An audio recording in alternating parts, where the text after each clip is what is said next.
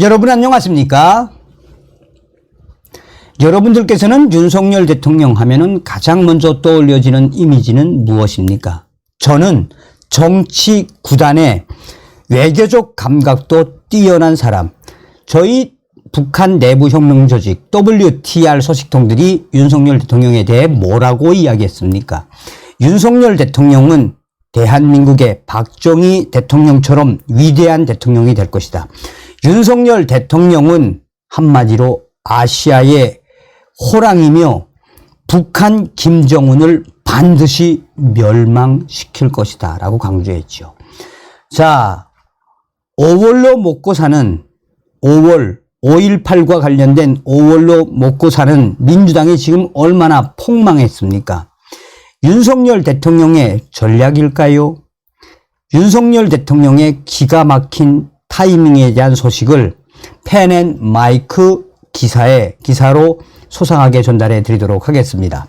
전통적으로 5월로 먹고 사는 민주당, 전통적으로 민주당의 봄은 특히 5월로 먹고 살던 민주당, 1960년 4.19, 1980년 5.18 이래 한국의 봄은 민주화 운동을 상징하는 계절이 되었다.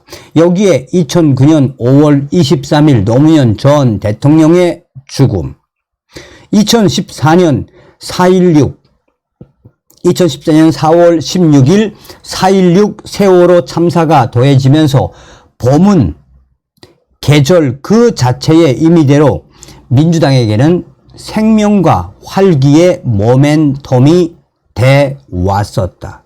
그런데 2023년 더불어민주당은 최근 40여 년의 한국 정치 사상 유례가 없었던 고통스러운 봄을 민주당은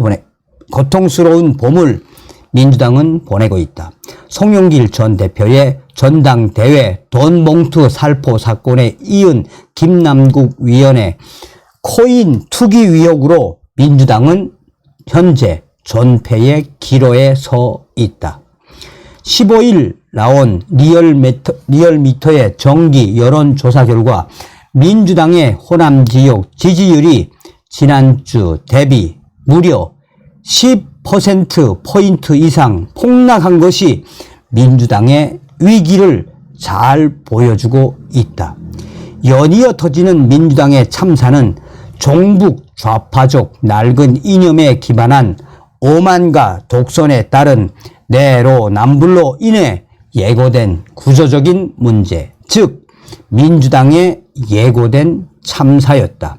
절대 권력은 절대 부패한다라는 말은 좌우를 따지지 않으며 북한 김정은 3대 세습 정권뿐만 아니라 대한민국의 민주당에도 적용되는 진리임을 보여주는 것이다. 하지만 최근 민주당의 이 같은 상황에 대해 단순히 민주당의 자멸이 아닌 국민의 힘이나 대통령실을 비롯한 여권의 정치력 내지는 전국 운영 능력이 배경으로 거론되고 있어 주목된다. 우선 송영길 전 대표의 전당대회 돈봉투 살포 사건이 표면화된 것은 정치적 배경과는 거리가 멀어 보인다. 검찰이 이정근 전 사무부총장의 휴대전화에서 전당대회 돈봉투 관련 내용을 확보한 시점이 꽤 지났기 때문이다. 검찰이 이정근 전 부총장의 각종 뇌물과 정치 자금 수수 등 개인 비리와 더불어 현역 위원인 노웅래 위원 관련 내용에 우선 순위를 두었기 때문에 민주당 전당대회 돈봉투 수사는 6개월가량 미루어진 것이다. 뒤늦게 수사가 시작되고 정치권에 대한 압수수색이 이어지면서 자연스럽게 공개된 것이다. 때문에 이 송영길 당 전 대표의 돈봉투 사건이 불거지자 국민의힘 여권에서는 윤석열 대통령 취임 첫 해인 작년 민주당이 총체적인 발목 잡기를 벌일 때 이 사건 수사가 진행되지 않은 것을 비판하는 목소리까지 나온 바 있다. 하지만 전당대회 돈봉투 살포보다는 훨씬 더 큰 폭발력으로 민주당을 뒤흔들고 있는 김남국 위원 코인 투기 관련 의혹은 특정 언론의 특정 보도로 표면화됐다. 법무부나 검찰 등 수사 당국, 김남국 위원의 특히 금융거래를 적발해 검찰에 넘긴 금융정보분석원, 큰일했죠. 금융정보분석원 등 정부, 금융당국 이런 내용을 알고 있는 여권 등이 발설 주체로 거론되고 있다. 더불어 국민의힘 등 여권에서는 지난달 말 있었던 윤석열 대통령의 방미 시점 선택 및 기시다 일본 총리의 방한 5월 7일에서 8일, 19일에서 22일로 예정된 윤석열 대통령의 히로시마 G7 정상회의 참석 등 이 모든 부분을 놓고 이명박 박근혜 정권 때는 볼 수 없었던 5월 기획용으로 평가하는 목소리가 나온다.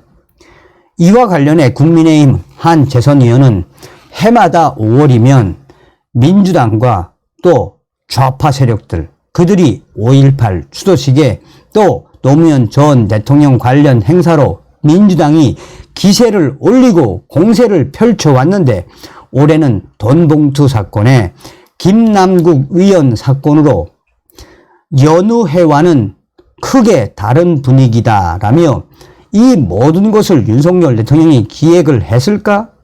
그렇지는 않다. 윤석열 대통령의 방미 시점과 기시다 일본 총리의 방한 일정 타이밍이 기가 막히다라고 평가를 하고 있습니다. 나아가 한미동맹 복원과 한일 관계 개선을 통한 한미일 안보협력 강화, 이것이 윤석열 정부의 외교 안보 정상화로 이어져 문재인 정권과 민주당의 친중, 친북 노선을 바로잡는 한편 그 시기가 5월에 집중됨으로써 민주당은 물론 친북, 좌파 세력의 공세까지 차단하는 효과를 거두고 있다라고 정치권에서는 이야기하고 있습니다. 자, 윤석열 대통령의 남은 5월 행사로 또 하나 주목받고 있는 것은 바로 무엇이겠습니까?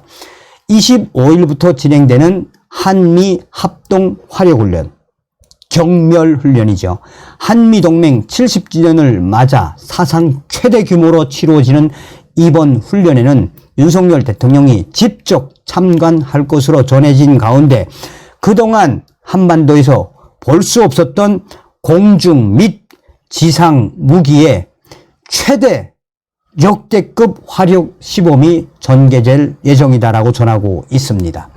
자, 이 훈련은 경기도 포천에 있는 아시아 최대 규모의 승진 훈련장에서 벌어지는 화력 시범, 지금까지 가을에 계속해서 이 훈련이 이루어져 오다가 문재인 때 없어졌던 훈련, 윤석열 대통령이 복원을 시켰다라고 전하고 있습니다.